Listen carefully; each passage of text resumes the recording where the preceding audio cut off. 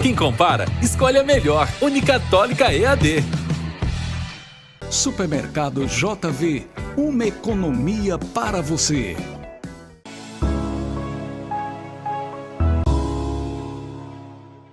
Unopar Quixeramobim, Rua Doutor Monteiro Filho, número 130, Centro. Brisanet, levando o mundo até você.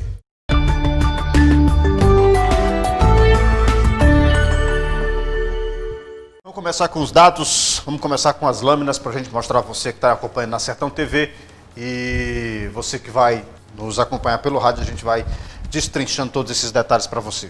Vamos com os casos, Hugo. Bom, então a gente tem 2.136 casos confirmados, né?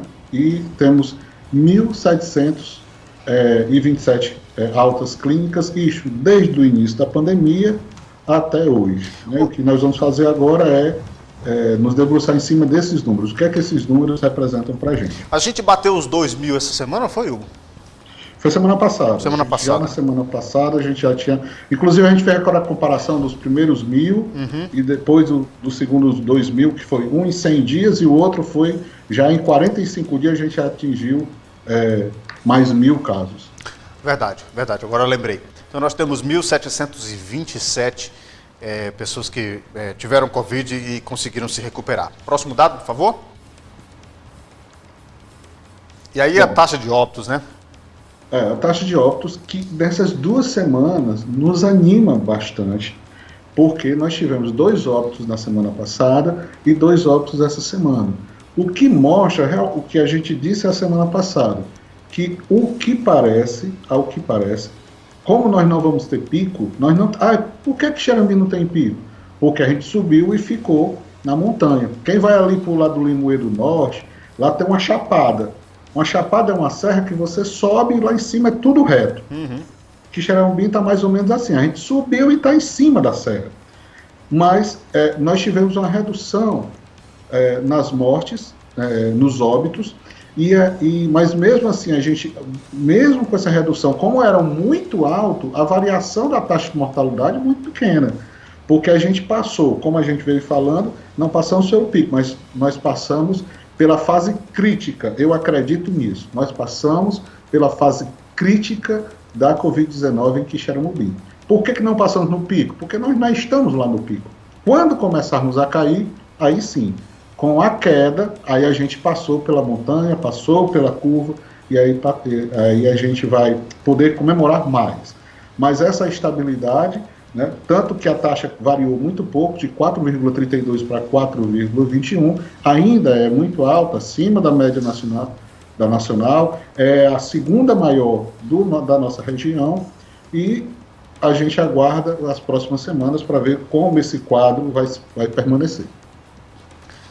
Essa sua analogia que você faz com a serra é interessante, Hugo, porque a gente acaba imaginando mesmo o estágio em que a gente está, né? Nós conseguimos subir a serra e estamos lá em cima, né?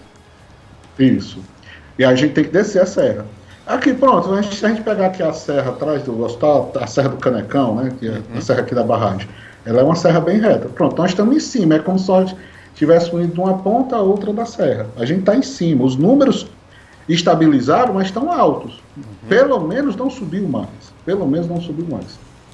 E é isso que a gente vai mostrar nas próximas telas. Pode passar, por favor? Os óbitos por semana...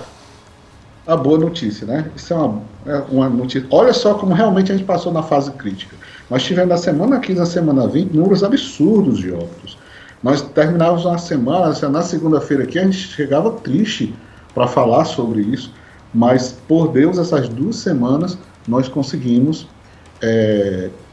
uma queda significativa no número de óbitos e que permaneça assim, e, aliás, que diminua ainda mais. Nós tivemos 2 óbitos registrados, eu faço só a ressalva que a gente traz o óbito por semana porque a gente conta no dia em que ele é registrado no boletim.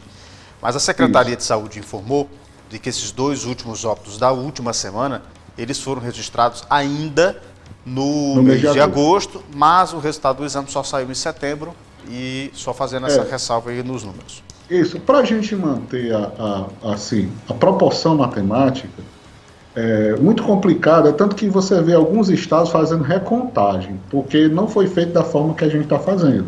A melhor forma de não perder os óbitos, não perder os números, é colocar o número quando acontece no dia da notificação.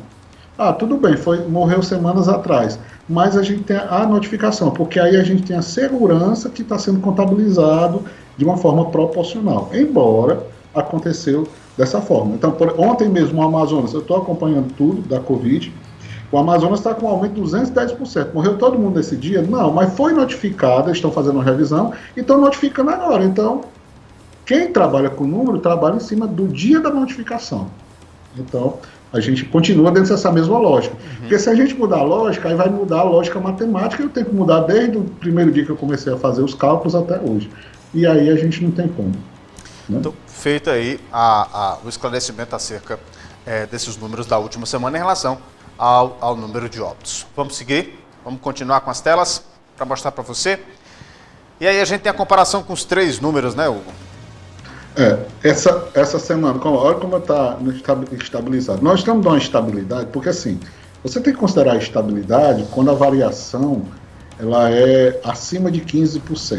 Né? Então, o aumento, a alta que a gente teve foi de 6%. Isso mostra o quê? Que a gente está dentro de uma estabilidade. Se a gente tivesse uma queda mais de 15%, aí sim a gente começaria a ter queda. Então tem que ser, não pode ser algo, porque durante as semanas, ela vai variando, varia um pouquinho ali, varia um pouco, um dia tem mais. A gente vê até, quando tem aquela análise dos estados, uma hora o estado está em estabilidade, outra hora está em baixa, outra hora... Porque essas variações são comuns, são muito comuns. No geral, a gente estabilizou. Então a gente teve 103 casos, um número bom, porque menor do que a gente vinha registrando de 180, 160, mas ainda dentro da estabilidade. As altas clínicas, nós tivemos 11%, quase 170 pessoas, 169 pessoas. Isso é um número fantástico, porque mostra que nessa semana mais gente teve alta do que casos, mas aí tem aquela ressalva que lá na frente nós vamos falar dos testes. E 3% em óbitos, então quer dizer, a gente tem uma queda acentuada no número de óbitos, o que é uma grande... são 2 semanas mais calmas, a gente tem até a sensação de um pouco mais de segurança, só não pode vacilar nos cuidados, porque senão volta tudo.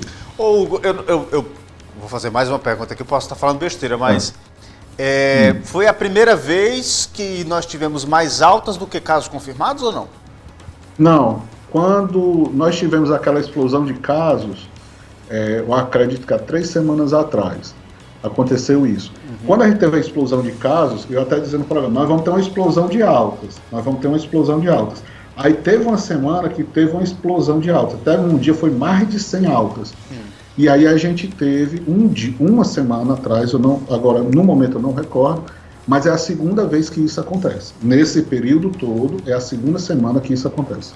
E é isso que a gente espera que aconteça mesmo, né? Que o número de altas seja bem maior que o número de casos confirmados, que a gente vai ter a certeza de que vão estar descendo aí, portanto, essa naquela oportunidade, Alexandre, há 3 semanas atrás, eu justamente disse isso, olha, temos que aguardar, porque isso aí tem que se manter, o número de altas. Aí na outra semana já virou, já foi o número de casos maior. Então, eu tenho que comemorar isso aqui? Tenho, mas eu não posso vacilar. Eu só posso dizer que isso aqui é um caminho que está acontecendo para as altas serem maior que os casos, dependendo das semanas seguintes. Eu não posso pegar um número isolado de uma semana perdida, porque senão ela vai ficar perdida no meio. Agora, se a próxima semana que vier, novamente as altas forem maior do que os casos, aí já está mostrando uma tendência de queda. Porque às vezes essas variações, uma semana deu mais, outra deu menos, acontece, mas aí se não continuar, não adianta. Ali foi uma semana perdida que aconteceu. Né? Então a gente precisa da semana seguinte. A análise da Covid, ela tem sempre que ser 15 dias. Cada 15 dias o comportamento, a gente sabe dizer se está diminuindo ou não. O que dura as fases, né? Assim que o governo fez, cada fase dura 15 dias, né? Então são questões técnicas que a gente tem que obedecer. É isso aí. Vamos mostrar a próxima tela, por favor? Volta um pouquinho, agora passou muito. Deixa a minha equipe voltar aqui, calma aí. Vamos para os casos por dia. Os casos diários, né? A gente teve aquele que agora que é esse comportamento diferente. O pico foi de 44. Foi 44 casos no mesmo dia? Não. Como agora, vamos lembrar, a gente está fazendo o SWAB, que é o teste do nariz, ele é mais demorado, e nesse dia saíram 44 resultados. Não foram 44 pessoas infectadas nesse dia, essa questão. Mas a gente mantém a notificação. Então, no pico dessa semana, você já vê uma diminuição, né? Porque semana passada teve um pico de 115 casos, é uma coisa... foi assustador na semana passada, mas aí a gente tem um pico de 44 no dia 1º, que ainda é muito. Eu lembro só para fechar, Alexandre, eu lembro no dia, eu sempre uso como referência, nós ficamos assustados quando nós tivemos 24 casos no dia da Casa do Ancião. Né? Assustou todo mundo, porque foi a primeira vez que deu muito casos. Aí hoje em dia dá 44, a gente acha normal. Não pode achar. A gente tem que sempre combater, lembrar sempre disso. 44 casos num dia só é muito. Assim como 115, 54 e outros números que aparecem no grau. Hugo, esse exame SWAB, ele faz com que a gente perca, eu não sei se você tem essa mesma sensação, mas que a gente perca essa sensação do tempo. Agora ele ajuda. Eu acho que é por isso que a gente está tendo uma diminuição de mortalidade, na mortalidade. Por quê? Porque o SWAB, no segundo dia, você já faz ele. E aí, quando você faz o SWAB, se estiver fazendo o protocolo que foi feito comigo, aí eu pegar a Covid, porque é o seguinte, no momento que eu senti que eu poderia ter a Covid, eu já entrei com o coquetel de remédios e marquei o SWAB já para o 3º dia. Eu fiz o SWAB no 3º dia. Quando no 8º dia eu recebi o resultado positivo, eu já vinha tomando a medicação. Então o protocolo que está sendo adotado é esse. Então esse protocolo faz com que eu acredito que faça com que esse número de mortalidade ele caia. O que estava acontecendo antes? A gente só fazia muito teste rápido. O teste rápido é feito entre o 8º e o 10º dia. E quem está com sintomas graves, onde a Covid pegou muito forte, do 8º ao 10º dia ela já está levando para o hospital, para a internação, ela já está levando até mesmo para o óbito. Por exemplo, a minha mãe chegou a falecer no 10º dia, por conta disso. Então, o teste rápido, você só ia fazer o teste já quando a Covid, os médicos diziam, no caso, quando eu estava me tratando, olha, entre o 7º e o 10º dia você sabe para onde a Covid vai, se ela vai te levar para o hospital, se ela não vai, como é que ela vai acontecer. Então, quando você fazer só o teste rápido, muita gente já estava em fase final, talvez não desse tempo nem fazer o tratamento, nem desse tempo, e aí não voltou. Quando você faz o SWAB e adota a profilaxia, adota o fato de já tomar a medicação, já ir tomando a medicação até chegar ao resultado, aí você consegue um pouco mais de resultado. Então, eu acredito que é isso que deve estar acontecendo, né? Eu preciso conversar com as autoridades de saúde para poder saber se é isso mesmo, mas se foi feito o mesmo procedimento que comigo foi feito, entrar com a medicina profilática, você tem essa chance. Agora, você tem razão quando diz, a gente perde a noção do tempo, porque a gente tinha resultados imediatos. A gente não estava habituado a ficar aguardando o resultado. A gente não tinha, ninguém, às vezes tinha 0 pessoa aguardando o resultado, porque era o teste rápido, estava doente fazer o teste rápido. E aí a gente perde um pouco, porque agora a matemática, o que eu acabei de falar agora há pouco sobre notificação, a lógica matemática ela não pode mudar, e ela está mudando. Ela está mudando e a gente vai ter que analisar de forma diferente. Muito bem, bem esclarecido. E vale aí, portanto, essa noção que a gente acaba tendo com essa mudança e esse rumo que o SWAB dá também para os números aqui de Quixeramobim. Vamos para as próximas telas. Os casos por semana. Olha, você vê que tem uma estabilidade. Mas de 192 para 103, caiu muito. Caiu. Mas se a próxima semana aumentar? Então eu tenho que analisar os 15 dias para trás. Entre 121, 122, 103, nós estamos ali estabilizados, certo? Então, a próxima semana, se manter isso ou diminuir, aí vai dar, se Deus quiser, um sinal de diminuição nos casos por semana. O que eu não, assim, fico com o pé atrás, não posso afirmar, porque nós temos quase 500 pessoas esperando resultado. Então, é um número muito grande de pessoas esperando resultado, que pode comprometer. Já pensou se tem um dia na próxima semana igual da semana passada, com 115 confirmações por meio do SWAB? Então a gente precisa cautela, um pouco mais de pé no chão. Próximo dado, por favor. E aí a curva? Eu fiz a curva para que a gente entenda, porque essa curva é que vai cair, né? Então ela veio, ou seja, ela está mais ou menos ali. Se ela continuar em queda, nós vamos ter, a gente vai ter como é que eu posso dizer? Essa feliz notícia da gente começar a controlar a Covid no nosso município. São 103, a última vez que a gente teve um dado parecido com 103 foi na semana 11. 11. Foi na semana 11. Mas na semana 11 nós não tínhamos 500 pessoas esperando o resultado. A sutil diferença está só aí, né? Sutil diferença está aí. Porque eu posso ter nessas 400 pessoas, vamos dizer, eu vou pegar 500 pessoas, 30% se 30% é positivo, são mais 150. Aí esse número sobe para 253. Então eu não posso, eu preciso esperar que a gente vai ter que acompanhar também esses casos que estão aguardando. Os casos que estão aguardando tem que diminuir para poder a gente comemorar e ter um número real na mão. Próxima tela, por favor. A gente vai mostrar a próxima tela e nós vamos trazer a média móvel. Isso, justamente. Ó, a semana 11, como bate, ó, era 14,6, essa daqui deu 14,7, mais os casos que a gente não sabe ainda. Vamos dizer assim, né? Os casos que ainda não foram confirmados. Então, essa semana, nós tivemos 15 casos por dia, em média. 14,7. Em média, 15 casos por dia. A média, eu estava olhando, inclusive, os dados do país. Pela primeira vez, o Brasil registrou, salvo engano, foi ontem, uma redução na média móvel dos casos pela primeira vez, né? Pela primeira vez. Ou seja, ele começou a descer a serra.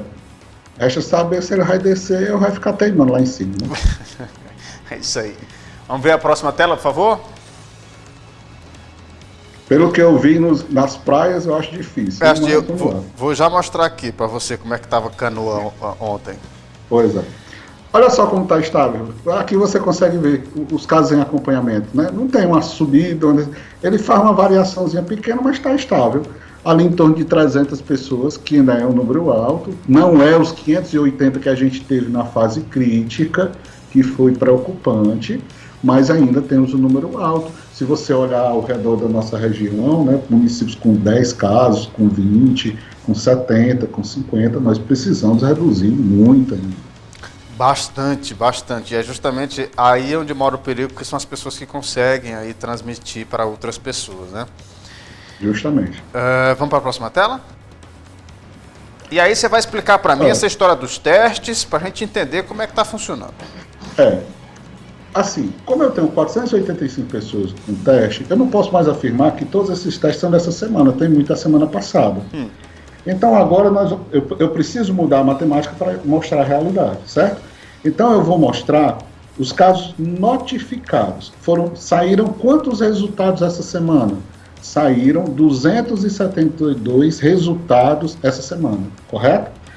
Desses 272 casos que saíram essa semana, 62 deram negativo, foram descartados, e 38 deu positivo. É outra característica que o SUAB traz. Como o SUAB está tratando vamos lembrar um pouco como era o protocolo antes. Se você tivesse 1, 2 ou 3 sintomas que você procurava para fazer o teste rápido.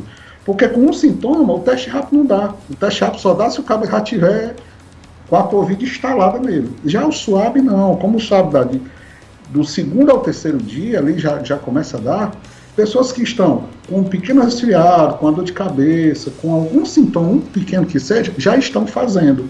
E aí você tem um aumento no número de pessoas e por Deus, você tem um aumento de pessoas que estão dando descartados. Por quê? Porque tem muita gente que vai apenas com um sintoma. Porque hoje o protocolo pede, se você tiver um sintoma, faz o SUAB. Mas se você tiver um sintoma e fizer o teste rápido, não dá. Ele vai dar um falso negativo, que foi tão falado. Né? Então, dos 272 casos notificados, os resultados que saíram, 62% deu negativo, 38% deu positivo, mas nós temos ainda 485 esperando resultado, que é quase 500 pessoas esperando resultado. Esses resultados aí vão impactar totalmente nesses números. Ou seja, a gente pode, assim como deu um falso positivo, um falso negativo lá no exame, quando fazia, esses números podem ser falsos bons números, porque eu não sei como estão os números que estão aguardando. E é muita gente, não são poucos. 485 pessoas aguardando o resultado do exame, é muita gente mesmo. E aí a gente tem essa inversão, né? Antes a gente via que a maioria desses testes que eram feitos dava positivo, agora estão dando negativo, porque subiu, claro, a testagem. E aí todo mundo que aparece com qualquer sintoma vai testando, e aí você vai descartando. Esse tem, esse não tem, esse tem, esse não tem, e quem não tem tende a ser o maior número. Pronto, se eu botar a mesma proporção, 38% positivo, se eu pegar 38% de 485, eu vou ter 184 casos positivos, pegando os 38%. Juntando com 103, dá 287 casos. Olha como subiria os casos por semana. A questão é esse aguardo no resultado do suave. Mas é o exame mais seguro que tem. É o correto de ser feito. Exato. É o mais seguro. E é o que mais norteia aí realmente a situação do município, sem dúvida. Vamos para a próxima tela, por favor? A gente indo para a próxima tela, a gente vai mostrar a ocupação hospitalar. Leito de UTI, hein? Cadê? Olha, UTI não tem, é uma preocupação com a questão hospitalar. Nós temos aí um pouco de enfermaria desocupada, UTI nós não temos hoje, certo? Então isso é uma situação preocupante, isso é um dado importantíssimo. Porque se a gente já está com muita gente doente, nós temos muita gente esperando resultado e que vai precisar, dentro desses 485, vai ter uma parte positiva, e vai ter uma parte que vai precisar de leito hospitalar. É bom a gente ficar de olho, viu, meu irmão? É bom ficar de olho, porque esses números aí isso representa diretamente um custo da nossa vida. Pode passar a próxima tela, por favor, para a gente ver o Hospital Pontes Neto. Até o Pontes Neto subiu, né? Até o Pontes Neto. Então, a ocupação hospitalar tem subido. É um dado importante. A ocupação hospitalar tem subido. Tem 15 leitos lá. Passou várias semanas com 2, né? 2 e agora tem 5, né? Tem 15 leitos lá no hospital, desses do Pontes Neto de 15, 5 estão ocupados. Só lembrando, o Pontes Neto não tem UTI, tá? É só enfermaria. Com ventilador mecânico. Isso. Próxima tela, por favor. E a taxa, Hugo? Cai ou não cai essa taxa, Hugo? Rapaz, por enquanto não está caindo não, viu, Estênio? Continuamos com 1.03, mostra estabilidade, prova o que a gente está dizendo, mostra estabilidade, porque senão a taxa ia caindo. E a do Estado... Semana passada era o quê? Era 0,4, era? Não, foi 0,3. 0,3 também, né? Igualzinho. E o Estado, que era 0,6, subiu para 0,7. Pois eu vi aí. Ligar as antenas do Estado aí, né? Com as praias do Jequitão aí. Vou já mostrar como é que foi o aglomerou do fim de semana. A taxa do Quixeramobim é 1,03 e a do Estado 0,7. Pois vamos correr, meu filho. Minha equipe já está nas minhas oiças aqui, Hugo. Eles estão me devendo tempo da semana passada.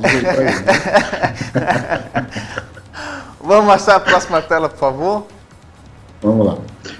Vamos entrar na região. Hugo, justifica só pra gente aí por que não temos os dados da zona rural e dos bairros. Pronto. Hoje, geralmente o boletim sai na segunda, né? E aí o pessoal não me forneceu ainda, e hoje é feriado, só vai sair amanhã. Mas aí, na próxima semana, eu prometo trazer os dados acumulados, tá? Dos bairros e dos distritos, para que a gente possa acompanhar, porque nos interessa diretamente. Né? Então vamos para a região. Você fez os cálculos novamente da região, o que a gente pode dizer desses municípios aqui do Sertão Central? Quem está em situação mais complicada, quem está em situação que está complicando e quem está em situação estável? Olha, a gente continua, para a gente ter uma olhada, né? Quixeramobim, Madalena, hoje Madalena está numa situação boa, assim. Esses óbitos em Madalena, que elevou a taxa de mortalidade a 4,84, foi antes, não está acontecendo agora. Hoje ela está numa situação melhor.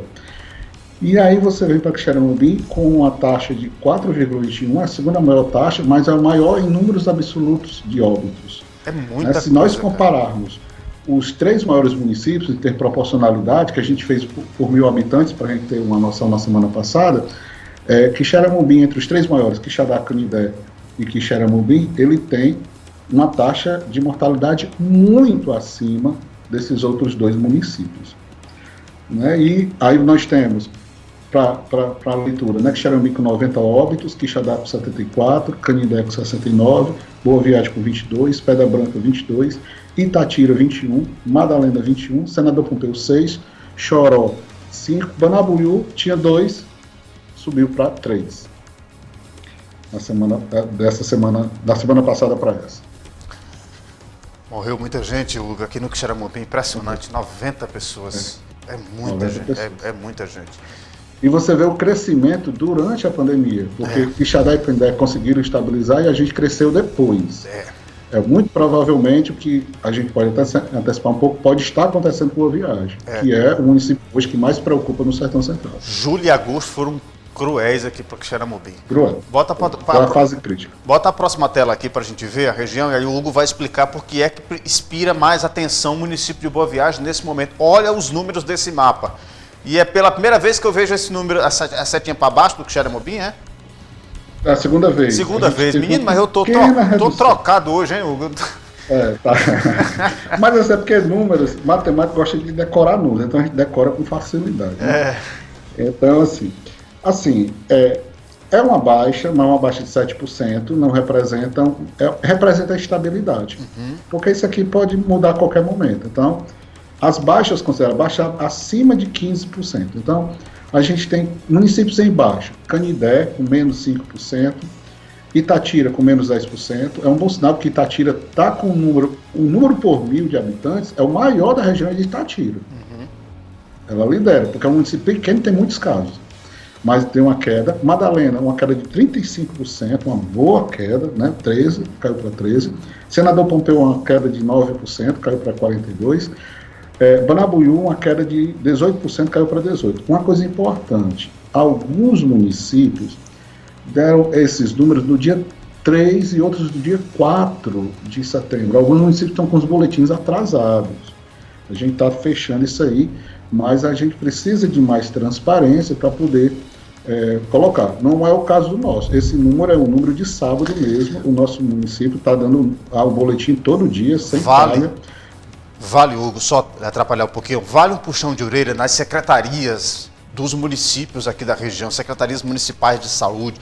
Gente, nós sabemos da dificuldade que o período eleitoral passa, eu digo dificuldade em relação à lei eleitoral, tem muitos prefeitos e prefeitas que vão buscar a reeleição, mas os números da Covid-19 eles precisam ser divulgados. A transparência do cidadão desses municípios, dos cidadãos desses municípios, aqui da nossa região, ela precisa ser, essa transparência precisa acontecer, e mesmo com eleição ou não, esses números precisam ser divulgados, porque as pessoas precisam saber como é que está a doença, porque eleição não é vacina não, viu?